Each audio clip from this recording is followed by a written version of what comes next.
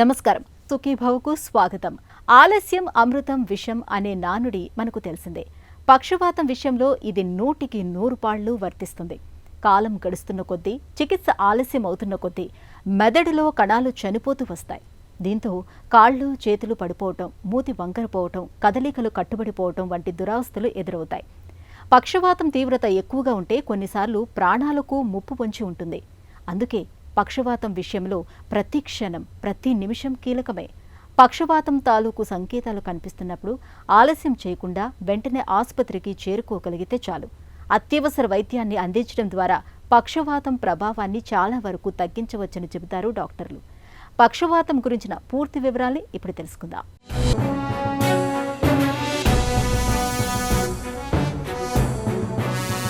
పక్షవాతం చెట్టంత మనిషిని హఠాత్తుగా నిర్వీర్యుణ్ణి చేసే అతిపెద్ద వైపరీత్యం ఇది. ఒంట్లో సగభాగం చచ్చుబడి, కాలు చెయ్యి ఆడక, నోట మాట రాక ఆ మనిషి అనుభవించే దురవస్థకు అంతుండదు. మన ఇళ్లల్లోని నీళ్ల గొట్టాల్లాగే మన మెదడులో రక్తనాళాలుంటాయి. ఇలాంటి గొట్టాల్లో నీరు ప్రవహిస్తుంటే ఈ మెదడులోని నాళాల్లో రక్తం ప్రవహిస్తుంటుంది. ఇవి కీలక మెదడు భాగాలకు నిరంతరం రక్తాన్ని అందిస్తుంటాయి. ఈ రక్తనాళాలు ఎక్కడన్నా పూడుకుపోయినా, లేక ఇవి ఎక్కడన్నా పగిలిపోయినా మెదడులో హఠాత్తుగా తలెత్తే అతిపెద్ద ఉపద్రవమే పక్షవాతం. మన శరీరం మొత్తాన్ని నడిపించే మెదడులో కల్లోలం రేపుతుంది ఈ ఉపద్రవం. దీంతో శరీరంలో సగభాగం చచ్చుబడిపోవచ్చు. మెదడులో ఏ భాగం దెబ్బతింటే ఆయా ప్రాంతం నియంత్రణలో ఉండే అవయవాలన్నీ పట్టుతప్పిపోతాయి. బ్రెయిన్ మీకు ఒక నిమిషానికి ఒక మేజర్ రక్తనాళంలో, పెద్ద రక్తనాళంలో బ్రెయిన్లో క్లాట్ వచ్చింది. ఆ క్లాట్ వల్ల ఒక నిమిషానికి అరౌండ్ 2 మిలియన్ అంటే 20 లక్షల న్యూరాన్స్ డ్యామేజ్ అయిపోతాయి. అరౌండ్ 2 మిలియన్ న్యూరాన్స్ డ్యామేజ్ అవుతాయి. న్యూరాన్స్ పోయే కొద్దీ ఏదైతే ఆ న్యూరాన్స్ సర్వ్ చేస్తున్న ఫంక్షన్ ఉందో, అంటే ఆ నరాల వల్ల నా చేయి కదిలింది, ఆ ఏరియాలోనే పాపం స్ట్రోక్ వచ్చింది, నా చెయ్యి అక్కడే రిప్రజెంట్ అయి ఉంది బ్రెయిన్లో, అలాంటప్పుడు చెయ్యి వీక్నెస్ విపరీతంగా వస్తుంది. వీక్నెస్ విపరీతంగానే వచ్చేసింది. కానీ ఒక టైం తర్వాత ఆ న్యూరాన్స్ పోయే కొద్దీ నిమిషానికి ఇన్ని లక్షల న్యూరాన్స్ వెళ్తున్నాయి అంటే టైం గడిచే కొద్దీ న్యూరోనల్ లాస్, ఈ లోపల బ్రెయిన్లో ఉన్న నరాలు చనిపోవడం కూడా విపరీతంగా పోతుంది. విపరీతంగా పోవడం వల్ల ఏదైతే ఫంక్షన్ మనం కోల్పోయామో, చెయ్యి కావచ్చు, మాట కావచ్చు, కాలు కావచ్చు, ఏదైతే మనం ఫంక్షన్ కోల్పోయామో అది వెనక్కి తిరిగి రాదు. ఎందుకంటే ఒకసారి బ్రెయిన్లో న్యూరాన్స్ చనిపోయిన తర్వాత ఆ న్యూరాన్స్ని రీప్లేస్ చేస్తూ కొత్త నరాలు పుట్టుకొని రావు. ఏ మందులు ఇచ్చినా పుట్టుకొని రావు. సో ఆ నరాలు చనిపోకుండా ఆపడమే ఇంపార్టెంట్. నరాలు చనిపోకుండా ఎలా ఆపుతాము? లోపల క్లాట్ ఎంత తొందరగా కరిగితే అంత మంచిది. ఎంత తొందరగా కరగాలి, ఎలా కరగాలి అంటే దానికి రకరకాల ట్రీట్మెంట్ ఆప్షన్స్ ఇప్పుడు ఈ మధ్యకాలంలో ర్యాంపెంట్గా వాడుతున్నాము. అన్ని చోట్ల స్ట్రోక్ రెడీ సెంటర్స్ డెవలప్ అవుతూ వస్తున్నాయి. సో ప్రతి స్ట్రోక్ రెడీ సెంటర్లో వీటన్నింటికి అక్యూట్ స్ట్రోక్ అంటే స్ట్రోక్ వచ్చిన తొలుత కొన్ని గంటల్లో ఏమేమి ట్రీట్మెంట్ కావాలో, ఏమేమి ట్రీట్మెంట్స్ ఇవ్వగలమో దాన్ని బట్టి అంతా ఇన్ఫ్రాస్ట్రక్చర్ డెవలప్ చేసుకుంటూ వచ్చాము. దాన్ని బట్టి ఏ పేషెంట్కి ఏ ట్రీట్మెంట్ ఇవ్వాలో నిర్ధారించుకున్న తర్వాత ఆ ట్రీట్మెంట్కి డైరెక్ట్గా పేషెంట్ని తీసుకువెళ్ళిపోతాం, అంతా ఎక్స్ప్లెయిన్ చేసుకున్న తర్వాత. మన శరీరంలో అత్యంత కీలకమైన మెదడుకు రక్తాన్ని మోసుకు వెళ్లే రక్తనాళాల్లో ఎక్కడైనా ఏ చిన్న అవరోధమో ఆటంకమో ఎదురైనప్పుడు అది పక్షవాతం రూపంలో మనిషికి పెను ప్రమాదాన్ని తీసుకొస్తుంది. పక్షవాతం తీవ్రతను బట్టి కాళ్ళు చేతులు స్వాధీనం తప్పడం, మాట పడిపోవడం, ఆలోచనలు జ్ఞాపకాలకు సంబంధించిన సమస్యలు తలెత్తడం జరుగుతుంది. పక్షవాతం అనేది ఉన్నట్టుండి ఊడిపడే సమస్యం కాదు. పక్షవాతం రావడానికి ముందు దాని తాలూకు అనుమానిత సంకేతాలు మన శరీరంలో చాలానే కనిపిస్తాయి. ఉన్నట్టుండి ముఖం, కాలు, చెయ్యి మొద్దుబారుతున్నట్టు, ముఖ్యంగా ఒంట్లో ఒకవైపు బలహీనపడుతున్నట్టు, పట్టు తప్పుతున్నట్టు అనిపించడం, ఉన్నట్టుండి మాట తడబడడం, అంతా అయోమయంగా, ఉన్నట్టుండి ఒక కన్ను లేదా 2 కళ్లల్లో చూపు తగ్గినట్టుగా అనిపించడం, నడక కష్టంగా మారడం, తలంతా తిరుగుతున్నట్టుగా ఉండడం, ఉన్నట్టుండి ప్రత్యేకించి కారణమేది లేకుండానే తీవ్రమైన తలనొప్పి మొదలవడం, ఇవన్నీ పక్షవాతాన్ని పట్టించే అనుమానిత సంకేతాలే. స్ట్రోక్ ఎన్ని రకాలుగా ఉంటుంది అంటే ఒకవైపు బ్రెయిన్లోని రక్తనాళాలలో క్లాట్స్ రావడం అంటే రక్తం గడ్డగట్టిపోవడం, ఇంకొక వైపు బ్రెయిన్ రక్తనాళాలు చిట్లిపోయి బ్రెయిన్ బ్లడ్ వెజల్స్ రప్చర్ అయిపోయి రక్తస్రావం అవ్వడం. రక్తం గడ్డగట్టిపోవడం ఆర్టీరియల్ స్ట్రోక్ గురించి మాట్లాడుతున్నాను. అంటే బ్రెయిన్కి సంబంధించి ధమనుల్లో ప్యూర్ బ్లడ్ ఇచ్చే ధమనుల్లో రక్తం గడ్డగట్టిపోతే దాన్ని ఆర్టీరియల్ బ్రెయిన్ స్ట్రోక్ అంటారు, ఇస్కిమిక్ స్ట్రోక్ అంటారు. ఇది 85% కనబడుతుంది. అండ్ మిగతా 15% ఇలా రక్తనాళాలు చిట్లిపోయి రక్తస్రావం రావడం కనబడుతుంది. ఈ రెండింటికి మనకి కామన్గా చెయ్యి కాలు పడిపోవడం కానీ రకరకాల మెదడుకు సంబంధించిన లక్షణాలతో పేషెంట్ వస్తారు.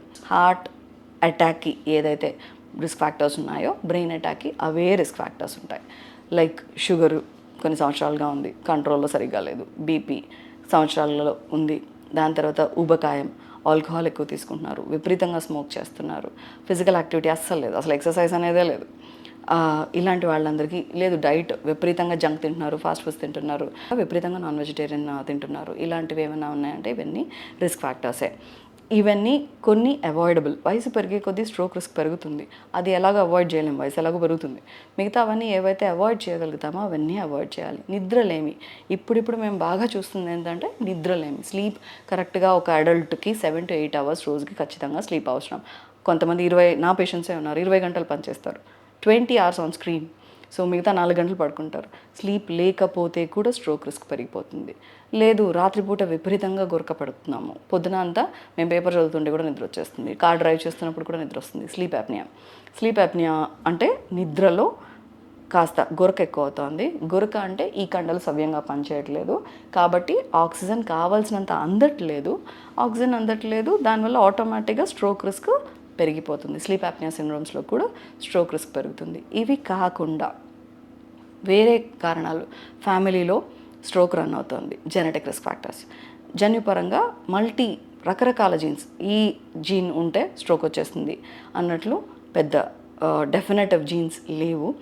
మల్టీజెనిక్, పాలిజెనిక్ ఇన్హెరిటెన్స్ ఉంటుంది. సో రకరకాల జీన్స్లో తేడా రావడం వల్ల ఫ్యామిలీలో జరుగుతూ వెళ్తోంది అంటే కనుక ఫ్యామిలీ హిస్టరీ పాజిటివ్ ఉన్న వాళ్ళ స్ట్రోక్ రిస్క్ ఎక్కువ అవుతుంది. గుండెపోటులాగే పక్షవాతం కూడా ఎప్పుడు ఎలా విరుచుకుపడుతుందో, మనిషిని ఎలా కుప్పకూలుస్తుందో చెప్పలేం. అయితే పక్షవాతం రావటానికి ముందు మనకు కొన్ని అనుమానిత సంకేతాలు కనిపిస్తూ ఉంటాయి. రక్తపోటు బాగా పెరిగిపోవటం, ఊపిరి సరిగ్గా తీసుకోలేకపోవటం, వాంతి అవుతున్నట్లుగా, శరీరమంతా తూలిపోతున్నట్లుగా ఉండటం, మాట తడబడటం, చూపు మసకబారడం, ఇవన్నీ పక్షవాతం తాలూకు సంకేతాలే అంటారు డాక్టర్లు. పక్షవాతం గురించిన మరిన్ని వివరాలను ఇప్పుడు తెలుసుకుందాం. పక్షవాతాన్ని మనం గుర్తుపట్టేందుకు ఆంగ్లంలో FAST అనే ఒక చక్కటి సూత్రం ఉంది. ఎఫ్ అంటే ఫేస్. పక్షవాతం వచ్చే ముందు ముఖంలో కొన్ని రకాల మార్పులు చోటు చేసుకుంటాయి. ఒకవైపు ముఖమంతా బిగదీసుకుపోతుంటుంది. ఇక ఏ అంటే ఆర్మ్స్, చేతుల్లో మార్పు. 2 చేతుల్లో ఏదో ఒకటి స్వాధీనం తప్పుతున్నట్టుగా అనిపించడం. చేతుల్ని పైకెత్తి లేపమంటే లేపలేరు. ఎస్ అంటే స్పీచ్, మాట తడబడుతుండడం, అస్పష్టంగా మాట్లాడడం జరుగుతుంది.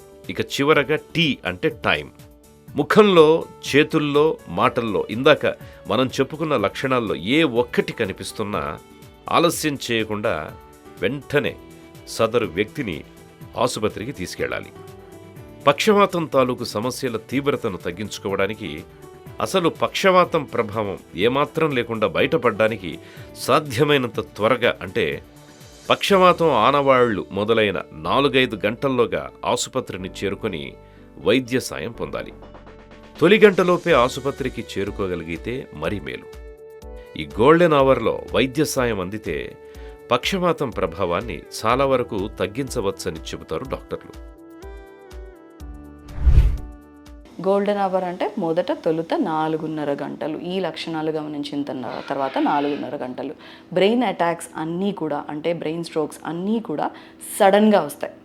ఒక 4 రోజుల నుంచో లేకపోతే ఒక 10 రోజుల నుంచో మెల్లమెల్లగా పెరుగుతోంది అంటే అది బ్రెయిన్ స్ట్రోక్ కాకపోవచ్చు. సో సడన్ ఈవెంట్, ఇంతకుముందు 2 నిమిషాల ముందు బాగున్నారు, ఇప్పుడు అసలు మాట్లాడలేదు, అంత సడన్ ఈవెంట్స్ వచ్చినప్పుడు వెంటనే తీసుకొస్తారు. ఎలా నిర్ధారించుకుంటాం బ్రెయిన్ స్ట్రోక్?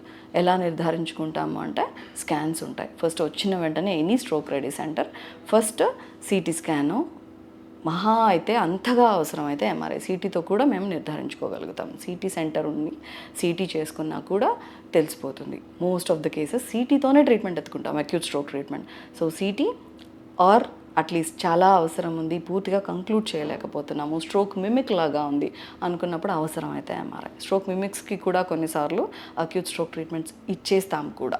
ఎందుకు అంటే స్ట్రోక్ మిమిక్ ఏముందండి, ఇంకో 4 రోజుల్లో కంప్లీట్గా నార్మల్ అయిపోతారు. స్ట్రోక్ మిమిక్ అంటే స్ట్రోక్ లాగా కనపడతాయి సిమ్టమ్స్, కానీ స్ట్రోక్ కాదు.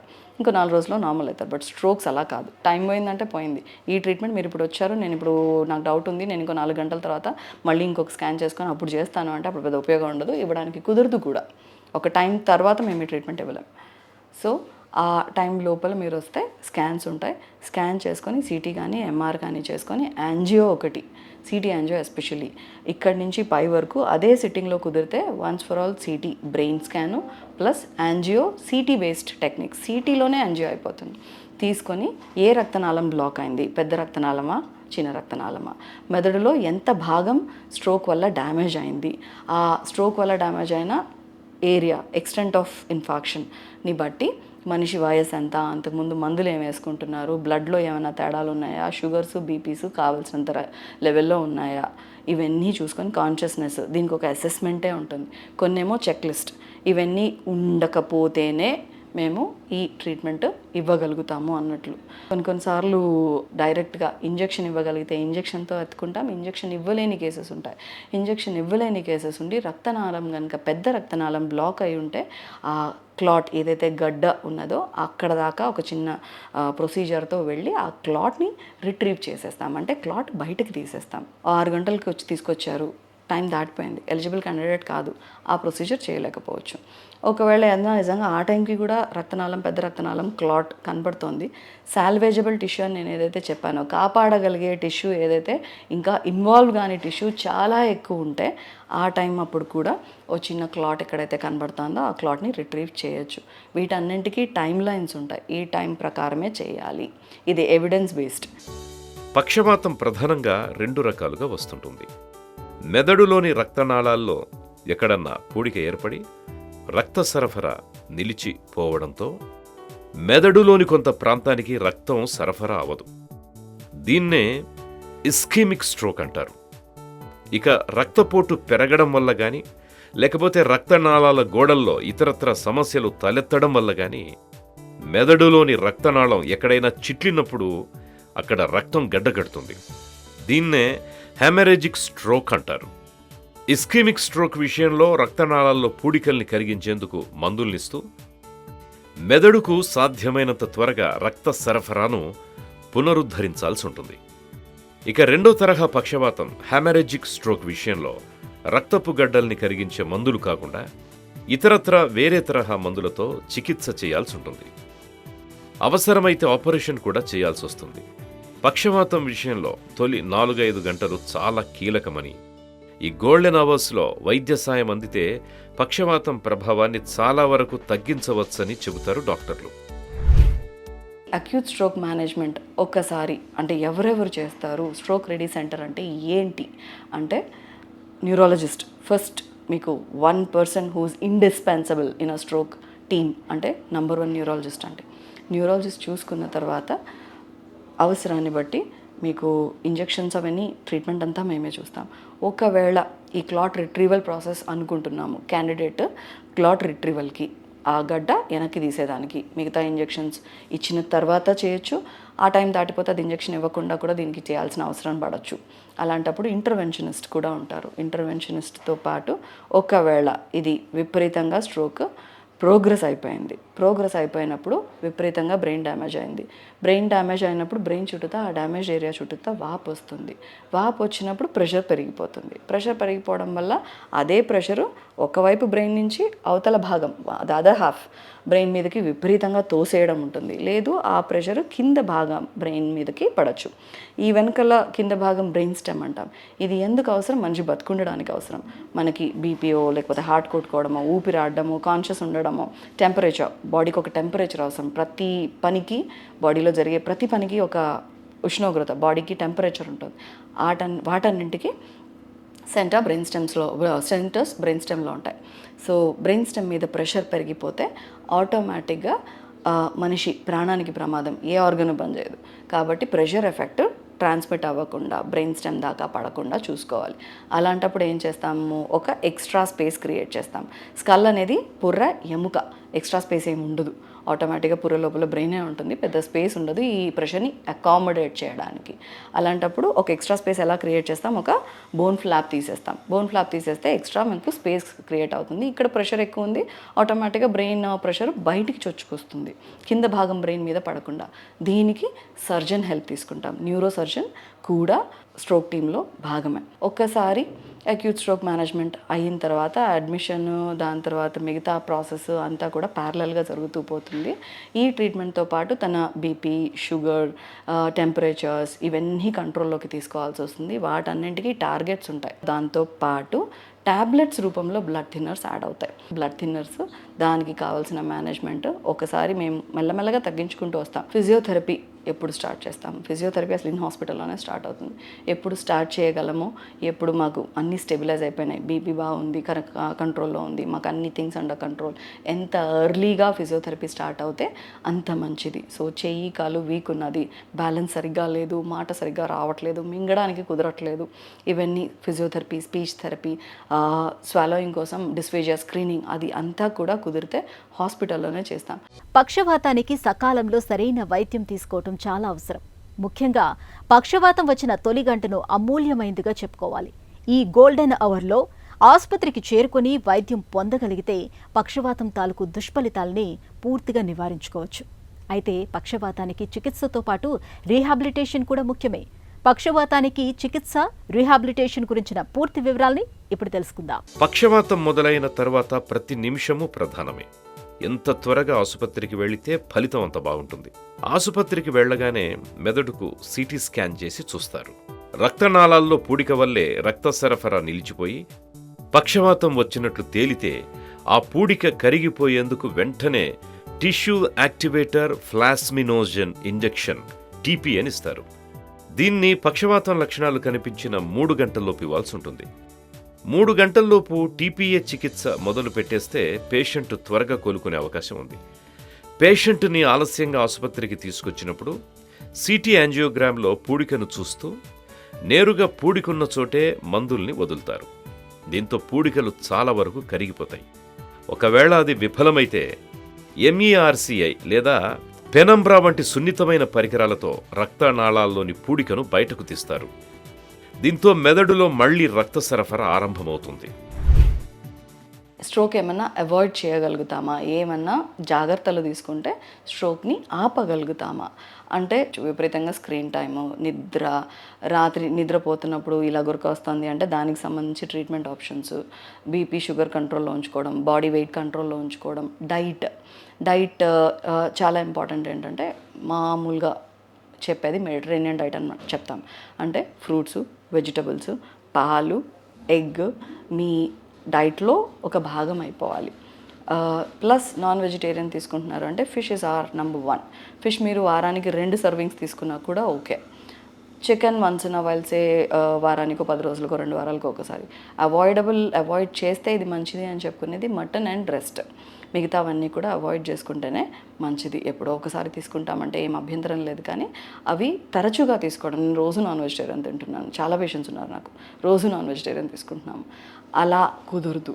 సో నాన్ వెజిటేరియన్ డైట్ తగ్గించుకొని, ఫాస్ట్ ఫుడ్, జంక్ ఫుడ్ తగ్గించుకొని వెజిటేరియన్ డైట్ అంటే ఈ వెజిటబుల్స్ కానీ, సబ్జీ కానీ, లేకపోతే పళ్ళు కానీ, పాలు కానీ, ఇవన్నీ మన ఫుడ్లో ఇన్కార్పొరేట్ చేస్తూ డైట్ ప్లాన్స్ మార్చుకోవాలి. అవసరాన్ని బట్టి కొంతమందికి ఫ్యామిలీలో కొలెస్ట్రాల్స్ నడుస్తున్నాయి, విపరీతంగా నడుస్తున్నాయి, కొంతమందికి ట్రైగ్లిసరైడ్స్ నడుస్తున్నాయి, 500-600 కూడా ఉంటుంది. అలాంటప్పుడు దాన్ని బట్టి డైట్ అడ్వైస్ కూడా చెప్తాం. ఇవి తగ్గించాలి, ఈ ఆయిల్స్ తగ్గించాలి, ఇలాంటివి డైట్ అడ్వైస్లో చెప్పేస్తాం. ఇది కాకుండా ఎక్సర్సైజ్ ప్రధానంగా ఇప్పుడు నడుస్తున్నది ఏంటంటే, పొద్దునుంచి రాత్రి వరకు పరిగెడుతూనే ఉంటారు, రాత్రి వచ్చిన తర్వాత చేయడానికి ఓపిక ఉండదు. Exercise compulsory.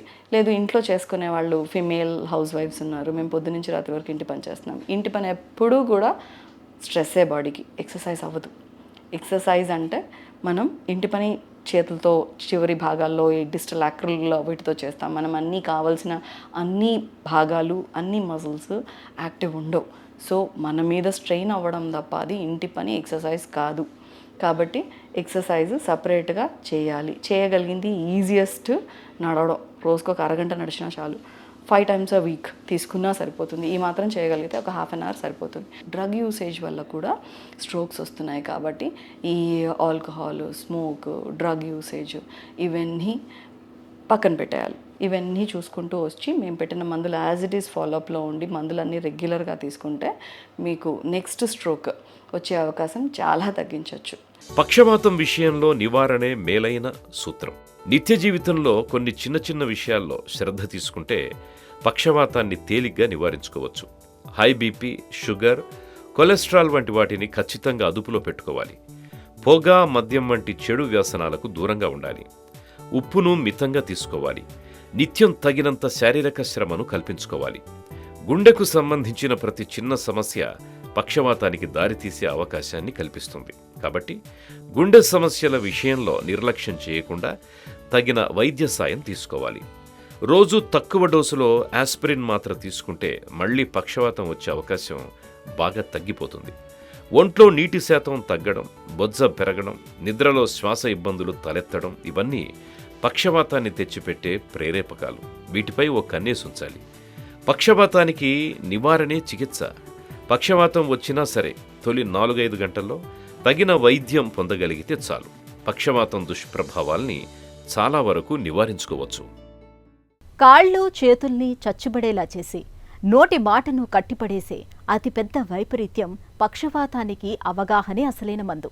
పక్షవాతాన్ని తెచ్చిపెట్టే high BP, sugar వంటి వాటిని చక్కగా అదుపులో ఉంచుకోవాలి. తరచూ ముందస్తు పరీక్షల్ని చేయించుకుంటూ ఉండాలి. పక్షవాతం సంభవించిన గంటలోపే ఆసుపత్రికి చేరుకుని తగిన వైద్య సాయం పొందాలి. అప్పుడే మనం పక్షవాతాన్ని జయించగలం.